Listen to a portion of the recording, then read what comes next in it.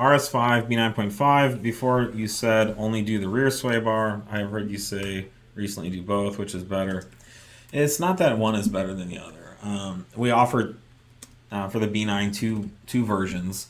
The rear bar is for somebody who wants more of a lively attitude of car control, and so the rear bar only option, which is does not increase the size of the front bar, gives more oversteer on like off throttle and trail braking conditions. Okay, so if you're on track, you're going through a corner, you go in a little fast, and you lift and you tap the brakes, that rear bar is going to bring the rear end out. It's not going to spin the car necessarily, but you'll feel the back end come out, and you can steer into that turn.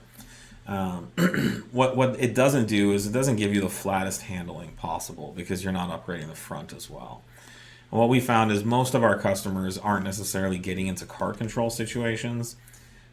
They're driving within the traction limit of the car, and they want to feel that flatter, more planted feeling as they go through the corner. So when they turn the steering wheel, that responsiveness and that flatness of steering is what most of our customers are looking for. So in that case, we do a rear and front bar combo. Now, our front and rear bar set will still handle better and give more of a lively steering than factory bars, but it's not going to be as lively as the rear only bar.